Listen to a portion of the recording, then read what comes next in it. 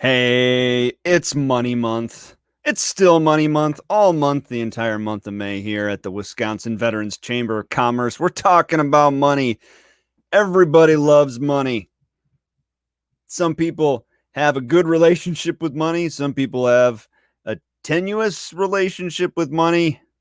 But whether we like it or not, for better or for worse, we all have a relationship with money. And right now, with our economy having been in turmoil for quite some time, we're going on decades, I don't know. It's important that we make smart decisions with our money. It's like an obvious statement. Everybody knows you need to make smart choices with your money. Duh. But what are the smart choices? Because there's a lot of conflicting information out there. Especially now people are talking about crypto, NFTs. You can't go anywhere without hearing somebody saying, hey, Doge is going to the moon. You got to invest, whatever. There's good information. There's bad information. There's predatory information. There's mediocre information. There's a lot out there to sift through. How much focus do you put on data in your money related decisions? Do you make data-driven decisions? Should you make data-driven decisions, or are you just flying around just randomly guessing, throwing your money at things? No, come on. You gotta make smart decisions, smart financial decisions. Data-driven decisions are the way to go. And we know a guy, good friend of ours, Raymond Roberts, who is a data scientist, an economic expert, an entrepreneur, consultant, veteran. This guy is one of the smartest dudes I've ever spoken to. You don't want to hear me talk about data. I took a data analytics, management data analytics class for my MBA. But this guy's a legit data scientist. So you don't want to hear me talk about it. You want to hear him talk about it. And we're going to talk to him all about how that's you, can use data to make smarter decisions with your money. Oh, and by the way, he's really into tech. He's very tech savvy. And we're going to talk about the state of tech in the state of Wisconsin. There's a lot to discuss, so stay tuned.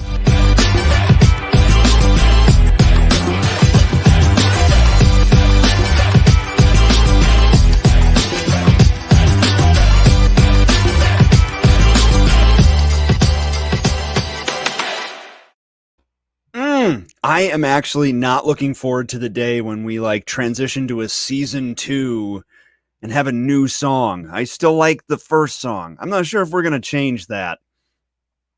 Well, the first song was actually one that we used quite some time ago, and we had a copyright issue with it. This song, though, our current song, it's a good one. Welcome to our weekly office hours live show every Wednesday, 11:30 Central. We are the Wisconsin Veterans Chamber of Commerce. My name is Adam. Whatever platform you're watching through, throw out some comments. Facebook, I want to hear from you. LinkedIn, say hello. YouTube, Twitch, I want to hear from you. Join us. We want to have a dialogue, and you can go ahead and pick the brain of this very smart gentleman I'm about to introduce. Raymond Roberts, my friend, how are you? How are we doing, sir? Doing all right, man. I'm really excited to chat with you. We had a really cool conversation. I wish we would have been recording our pre-stream conversation, because we actually you get threw out a lot of nuggets. But I want to actually start before we go into the nuggets. I want to. How did you go from being in the Army to being a data scientist? Because those two things seem disparate. They seem like an abrupt turn. What brought you to the Army? We'll get the Cliff Notes version, but what brought you from being an Army soldier to being a data scientist?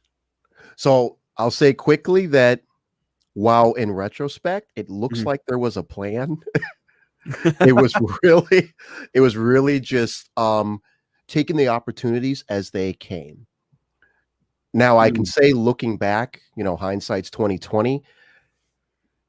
Being in the world of data and technology, where things are changing so rapidly, if you learn a new thing all the time, I will now say, and I say it very often, I think it's one of the easiest transitions for military personnel. Because if you think about what we did, that was the expectation that yes, today you're learning a new thing, and that might be obsolete next week, but this is the mm. job today. So really, becoming a data scientist was a natural progression for the job that I did in the military. The hard part was learning words like data scientist, because when I got out, I had never heard that term before. I was just trying to find my way. But Right. there's actually a lot of similarities between what I do and what you were doing as even a junior officer in a Mm. combat zone. So what do you do? What is it for those of you that don't know? Oh, and Randy just had a comment. We need data to determine whether or not to change our theme song. Yeah, we're keeping it for now, but maybe we'll do a survey or something, and we'll run some Qualtrics data or whatever. But well, thanks, Randy. What does a data scientist do?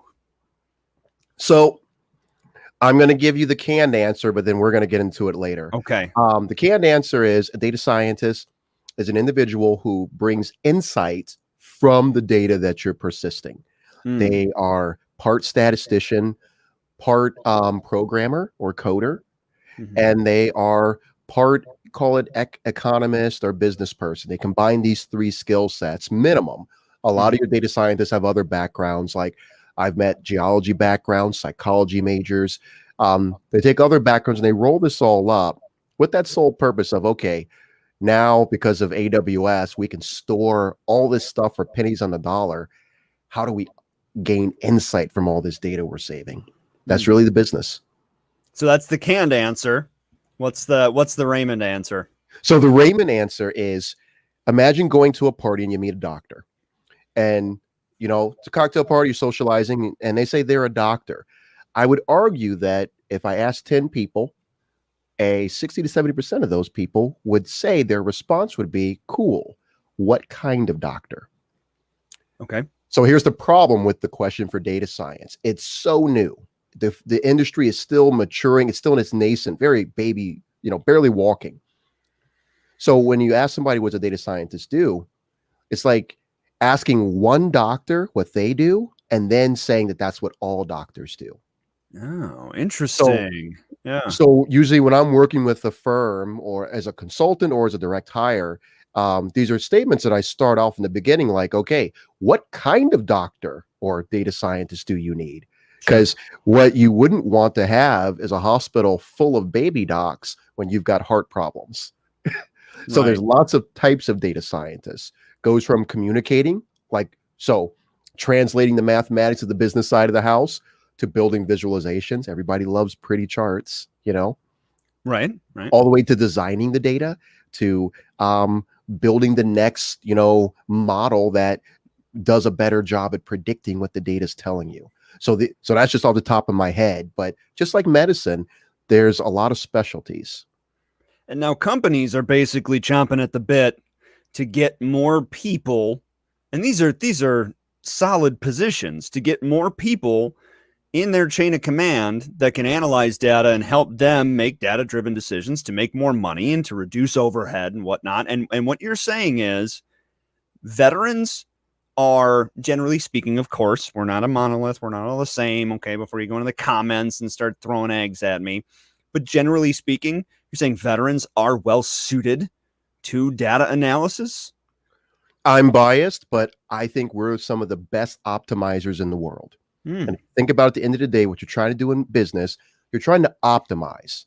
There's only 7 things you can ever try to optimize. You already named 2 of them: expenses and revenues. That's the next thing is your product's quality. The other 4 all deal with people. You're trying to better acquire customers, better retain customers, better retain employees, or understand the market in general. Hmm. So as fancy or whatever we're talking about, whatever you're trying to accomplish, it falls in one of those 7 boxes or a mixture of them. So I argue if you look at what we did in the military, you're always, how can we do more with less in a shorter period of time? Right, right. Interesting. Well, that makes sense. So what is you're a data scientist in Milwaukee. You do all sorts of other stuff though as well. You speak, you're an entrepreneur, uh, where are you at now? So you're doing data science stuff, but how has that kind of fed into your other pursuits? So another, I think this is a flaw, a pretty flaw with us veterans. When we get Mhm. back home and people ask us, what do we want to do? We want to do everything. Yeah. We're, if we go back to school, we want to quadruple major. We're that person. So Right. when I first came home, just like most of the other guys and gals, I wanted to do it all. What I have been working with data science and a little bit of, self-training is finding commonality. So I wanted to help my community. I wanted to help others. I wanted to keep using the skill set. So what I've been doing or trying to do is finding where's our high level of overlap. Um, where can I do this one thing and it gives me the most bang for my buck? So, Mhm. and so what would be a nice example of that? I do data science for a living. I have to explain it. So in my off hours, well, whatever off hours means these days in life with COVID, um, Right. I am one of the co-chairs that runs a nonprofit called Milwaukee Data Initiative 2.0, Mhm. where again, sharing with the general public about we talk everything from data ethics to the impact of selling your data, to sell it or not to sell it, Right. disclosures, all the way down to what does that model actually do when it gives a prediction on you. You may or may not have heard about in Wisconsin, we have these models that are giving a prediction of the likelihood that someone reoffends going through the parole system. Okay. So we've even had conversations on things like that, like how does this affect our community? And is it doing what we want it to do? So Interesting. that's the thing where it touches a lot of different folks and a lot of different parts of our community, but it allows me to be one guy at one moment instead of trying to quadruple major. Right. So you're pretty much you're knee deep or waist deep in the data and tech world, especially in southeastern Wisconsin. And the thing that pops into my head is when I was a kid, Wisconsin wasn't a tech hub. California was a tech hub. California was a burgeoning tech hub, and it was the only tech hub. But we're starting to see all these areas where tech is not only growing, but we've got cities like Madison that are becoming video game programming powerhouses. We've got data centers in Milwaukee and Minneapolis over across the border. It's crazy to see this happen. Why is that happening, and what opportunities are available as a result of it? So let's glass house this one together. All right. Technology has allowed more than ever for services to be decoupled from an actual geographic location. Mm, Whether it's globalization, but technology's included that to where, you know, 50 years ago, your shoes most likely came from a shoemaker within X radius of where you live. Where mhm. today, who knows where your shoes come from? If Yeah. you're buying on Amazon. So that was the first, let's call it a force interacting Okay. on this question that you have.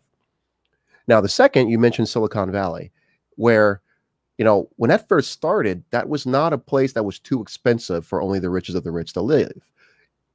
A lot of tech went there in the beginning. I'm not going to speak for every firm, but because it was out of the way and it was cheaper, that's not the case anymore.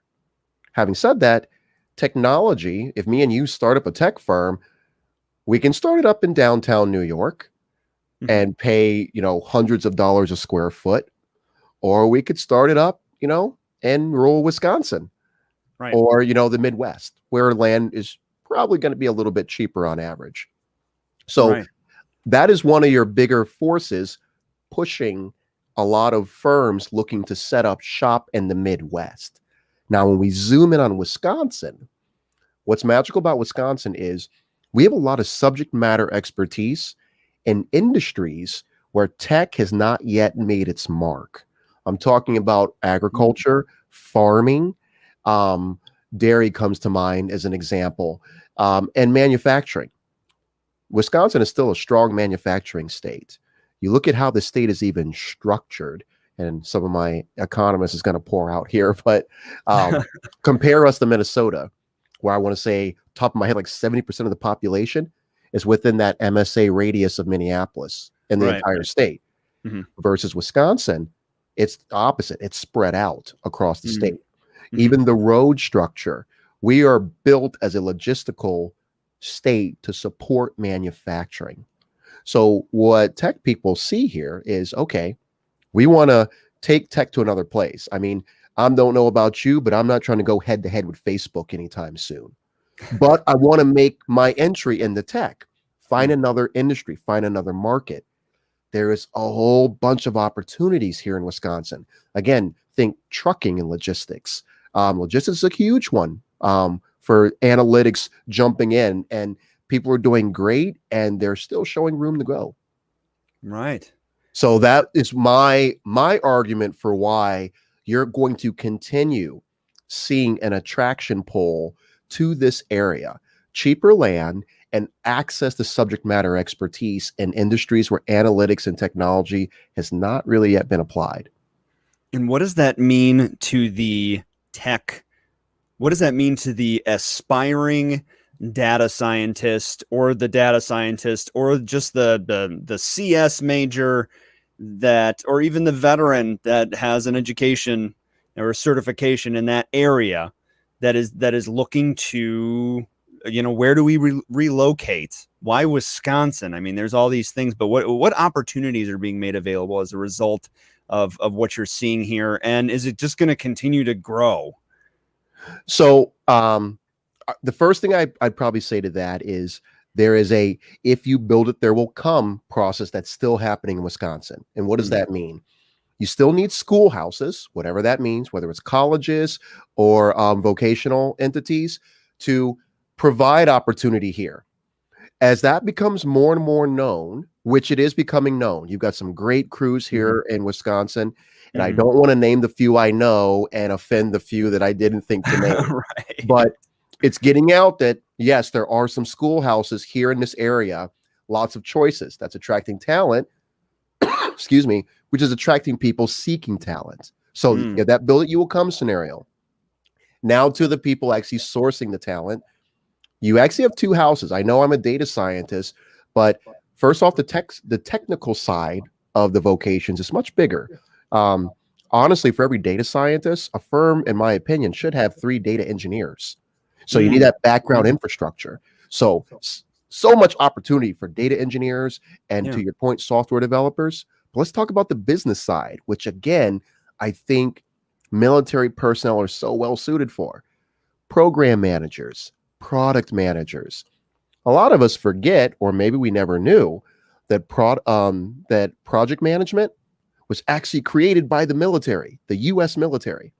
So this is a very popular credential, but if you go through that coursework for the PMP, it starts off by telling you this started with research houses with Army, or what was it, Army Air Corps back then is where it started. I had to think that one through. So if a guy comes to me or a gal comes up and says, hey, I'm transitioning out, I heard about this tech thing, but I don't know math. Of course, I'm going to try to push you to, join the dark side of data science. Sure. But really, if you're ex-military, you've done some level of project management, I think that's one of the easiest transitions. With the world will never stop needing project managers. Oh, absolutely. We just got a comment from Jared. Thanks, Jared. And for some reason, StreamYard is not sending me my LinkedIn comments, which is why I have LinkedIn over in this window over here. Jared says, even farming analytics. Yeah, I mean, there's data, there are opportunities. If you look at like milking a cow and the ways, the parts of the process that you can use data to optimize, you can go all the way to down to What kind of cows should you buy? How should you transport the cows into your facilities? How should your facilities be set up most efficiently? What milking procedures are most efficient? What pasteurization procedures are most efficient? All the Oh, way up you're to just touching the top, brother. So supply chain distribution. Yeah, you talk there's the about this. analytics behind it, but there's also the capturing of the data. So you Mm, may or may not have heard the term RPA, robotic process automation. okay. So let's talk about again, I'm not a farmer, so please don't beat me up, Wisconsin, but you have tags on your cows. This helps you track where they're at and when was the last time that they were milked. You can take this information for how much they produce, and you can build analytics to say, for example, you know, when that cow is milked X number of times in a period, Mm. we actually see a decrease in production, because you can't automatically assume that if we just milk them every hour, that we're going to produce more Yeah, milk. just continue to that You more can milk, actually right? build analytics that show you that transition of, hey, this is the premium period between sessions, and this is how much we can expect. It can also show you that if you're not getting where you need to expect, hey, maybe there's something going on with that particular cow. Let's go Mm. check it out. Might be unhealthy or sick or something. So what this allows you to do is, because you as a human being can't be everywhere at once, and I have seen this, for example, where it's one or two family members who've got analytically, set up, and they're now better able to manage at a strategic level their hundreds of animals in their operation. Mm-hmm.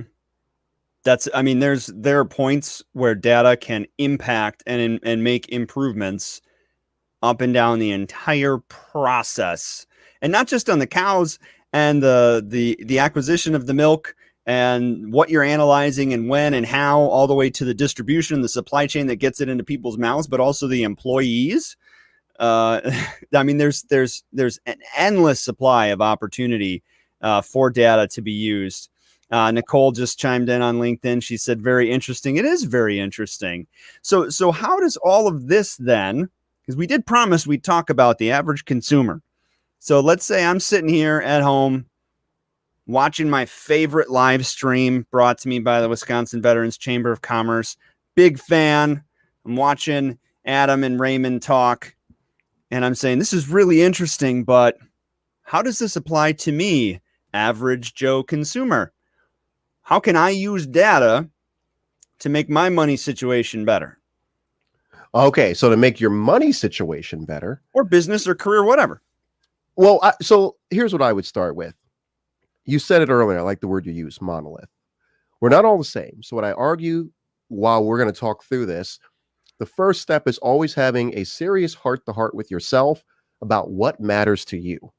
Hmm. The order of precedent of values in my house might not align with your house. That is really the first step. And I actually start that even with firms. Firms will say, okay, you're a data scientist, so make magic happen. And it's like, whoa, whoa, whoa. Not that we can't do magic, although I don't like you calling it that. Why don't we start with, what are the things this business cares about? What are those business metrics? Right. Because I could do something that I think is great, but it doesn't impact things you necessarily care about. Sure. But let's assume we got that conversation handled. What I would say for the everyday person walking around in this data-driven world, you're hearing all this. Number one, be aware of how often your data is playing an active role in influencing your interaction with this world. What does that mean? Oh, yeah. Hold on. Let's let that percolate for a second. Is that say I'll it say one it more again. time and then continue? I want to make I'll sure say it everybody again. gets that. How often is the data signals that you were putting out Mm-hmm. influencing your interaction with the world? And And how what do you mean by aware that? are you of it? So let's start small. You wake up and your phone's already on because you said yes to all the cookies, and your phone has learned that you wake up at a certain time. Mhm. Or you couldn't sleep last night, so your phone actually, you realize that people have been writing you on Slack, but it learned your sleep schedule, so it didn't send them through to you because it didn't want to wake you up. Right. Influencing your life, where maybe had you let it through, you would have answered sooner. Even when you're watching Netflix, We don't all see the same movies presented to us for options on Netflix. They were actually one of the first people that brought forth the idea of what we call the cold start problem. How can I leverage what I know about you when I've never met you before? Mm-hmm. So that idea of, as you're filling in your demographic information in real time, and I know your location when you turn it on, you've got to be noticing a lot of these apps. They ask you, can you turn the location on? Can we build a most likely profile of people like you based on where you're at, whether you're a male or female, and any information you're willing to share with us?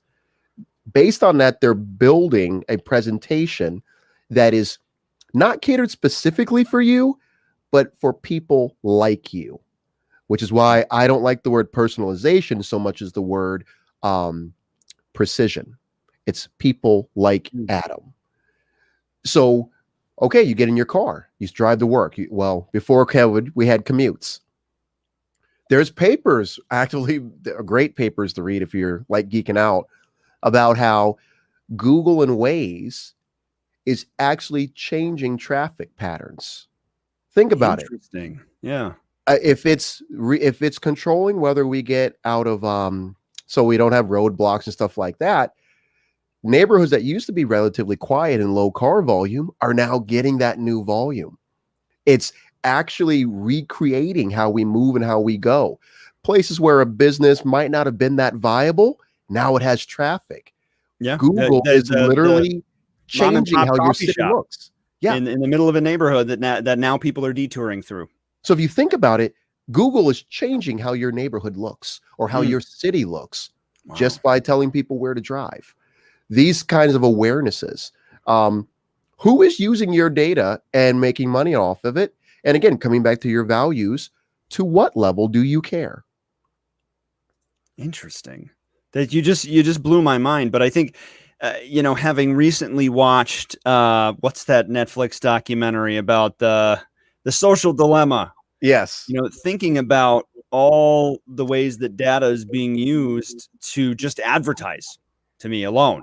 I wake up and I click on, or my phone's listening to me. I even say, like, I'm in the market for some new colored pencils. And then the next time I turn on Facebook, I see targeted ads for colored pencils that are being sent my way, which is influencing my clicking and my purchasing, which has this huge chain of events that is built to support it from Amazon or wherever I'm buying it from, distributing it to my house. And I mean, yeah, it's just one simple act of just existing causes this chain reaction of events that impacts me and my life and my family and my economy.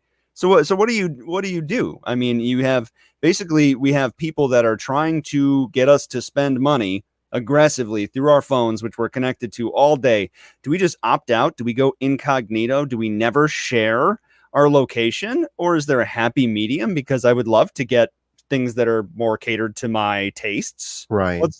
What's the happy medium there? What's the way that I can get valuable information, but not have it presented in a way where I'm just throwing my money at things that I don't necessarily need to spend my money on? So this is a big conversation that's been going for decades. So I'm going to tell you my approach. Okay. Mitigate, become aware and mitigate. So for me, I know that if I click on certain news articles, they're going to feed me more articles like that. I don't want to work with them because I have a level of responsibility. I don't want to work with them to create the false narrative that the entire world is just that type of news story. So what do? I force myself every now and then to look at a news story, at least click on it, that I don't actually have an interest in. Well, correction. I don't think I have an interest in. There you go. Yeah. Okay. I force some new things into the model per se. So my Netflix, I don't just watch movies where, okay, there's a guy running towards a helicopter with a gun. Yes. Okay. There's a guy and gal holding each other. Not my normal forte, but I never know. So I'll click on one of those movies. And yes, I love The Dig. Great movie. It was great. But what it also forces Netflix to do is keep the palette open for me. Yes, Right. some things I like because they can see how long you watched into a movie, so they can see when I stop and things like that. Right. But also throw into the mix some other things because we're creatures of comfort, and we have to be very careful because comfort kills. Coming back to our military training, comfortable things usually make you lax, and lax is not usually in your favor long term. So, yeah. You mentioned you mentioned guy running to helicopter with a gun. Actually, my favorite is the sequel, guy running to a helicopter with a gun 2, running with a vengeance. That's my personal favorite. The sequel's better. And it's funny that what you are describing has had an incredible impact on our social and political discourse in our country, because we have people that only click on news sources that are in line with their existing beliefs, and therefore are only presented with more material that aligns with that. And because they're more likely to click on it, which means more people are more likely to get more ad revenue. Right. And so we have people that are in their entire Facebook and social media newsfeed getting one article that's liked by one group of people, that's commented in the affirmative by one group of people. And the second they meet somebody with a different opinion, they're like, I didn't even know people like you existed. You have to be in the minority. There's I've never met somebody that can't be right. And it just leads to this dissonance, and it goes in both directions. Like, everybody on polar ends is dissonant, and the only way that you cannot be is by doing exactly what you're saying, is by forcing yourself, by catering your feed to give you things that you might not necessarily be predisposed to align with. I think that's great advice. So what about money? How do you use data? How do I use data to improve my financial situation? It is money month, so we gotta throw out a money tip, a data-driven money tip. Well, let's jump into crypto. How about that? Let's talk about crypto, because, okay, let's say here I am, average Johnny G.I. Joe here, sitting at home watching my favorite live stream, and I'm seeing all these things. Everybody's saying Doge is going to the moon, Bitcoin is doing this, it's time to invest in this, and now this is going up and down. Crypto is here to stay, it's the future, blah, blah, blah, blah, blah. Help us sift through the fog. So, you're hearing everything about crypto, love it, hate it, but we want to take a data-driven approach. There it is, yeah. So, speculation is not new. Goes back to Dutch tulips. This does not mean that crypto is smoke. The question I ask as I navigate investments is, I see 1,000 people saying that this is the new thing or this is a bad thing. I then evaluate them because there could be measurement error inside them. I see a lot of people who are very pro crypto right now, but when I ask them why, that's where it gets a little gray. And that's an old Warren Buffett thing. You shouldn't be investing in anything if you don't know why you're investing in it. So if you're honest and you're saying, I'm playing what we call the sentiment, I'm playing people. I'm investing in crypto because I am monitoring how people respond and behave. When people are scared, they overreact. When people are happy, they overreact. So you saw that today on the markets for Ethereum and Bitcoin. Mm-hmm. They took a dip. People got scared because on average, you have more novice investors on average in these cryptos because they're newer. And you just saw these massive sell-offs. There are people that's all the plays they make. I'm going to play the people. So with data, I would say first, with crypto, what kind of player do you want to be? Do you want to be a technical player where you're looking at supports and, things like this and, playing with the numbers and the charts? Or do you want to be a fundamental player? I call that you play the news. So if you wake up in the morning and the news says that Bitcoin is rocking, then you buy some and you cash out after an hour. Or if they say Bitcoin is falling, you short it and you get out. That's playing the news. And then sentiment is just, how are people feeling about it? And actually, let me back up on the news there. Another example would be, actually, what just happened a couple of days ago. China passed some legislation saying that they're banning financial institutions from using crypto. That is not a good thing for the crypto market. It's not an end all be all, but it's not the greatest news. So someone, I guarantee you, I don't trade crypto directly. They traded that news. Now you just heard me give away a tell there. I don't trade crypto directly. What does that mean? What does that mean? So remember the gold rush? Well, you weren't there, but you know, the gold rush of the 1840s and all that. I was there. I was a grizzled old gold prospector. I'm a lot older than I look. So useless trivia, but the amount of gold that was actually extracted out of the hills of California from them our hills. Yep. Equals or is less than the amount of money lost in failed ventures to find the gold. Because think about it, not everyone who went out there won. True. So there was a lot of businesses, however, that took very little risk in whether there was gold or not, but made lots of money. Think of the guy who sold shovels. Think of Levi Strauss and Company. Whether you find gold or not, you need to buy their jeans. So you're going to look at, you may not find gold, but you're going to look good doing it. So for me personally, I highly recommend that whether Bitcoin is up or down, who are the adjacent or ancillary firms that are doing a solid trend one way or the other? So for me right now, and I put that on public, I was like, hey, I'm looking at Coinbase. The companies themselves who are becoming the gatehouses or the brokerages for this, the firms actually pushing it. Because you are seeing, it's not even a belief, you are seeing a consistent buildup of interest on the topic. What is not consistent is that price action. So for me, that was a long-winded way of answering your question by saying, what's your tolerance? If you like riding the waves, you know, you surf 200-foot waves out on the coast of Australia, then go ahead and play the actual coins themselves. Sure. But if you're looking for something where you want to be involved, you don't always have to be at the heart of the action. Look at these adjacent firms, these adjacent companies. That's how I would consider maybe starting your approach into crypto, because it's a new industry, no different than the cell phone companies of the 90s. I was actually trying to remember half the names. I can't remember them all. There was like 100 of them. Now we have like what, 4 or 5 companies?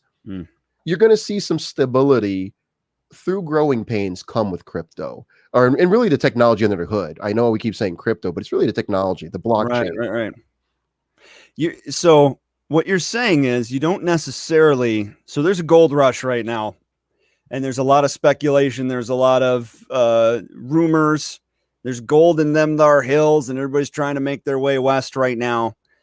You don't necessarily need to pan for gold, but you can sell jeans to miners. You not people that are underage, miners, people that mine. Right. I suppose you could sell jeans to miners too. You could sell jeans to miners. I mean, look, Nvidia. Nvidia is one of the bigger graphics card companies that they've been on the news lately saying they're actually altering their hardware to make it less enticing to miners, because that's a whole market in itself supporting it. I guess my next question is, I think someone's going to at least attempt to fill that void. Yeah, to make maybe a mining specific video card sort of thing. Right. So that's what I'm thinking. Someone is going to pop up and say, hey, crypto and blockchain world, we will build your card for you. So these are the kind of things where I would say, when you say, look at the data, don't focus on where the magician is asking you to focus your attention.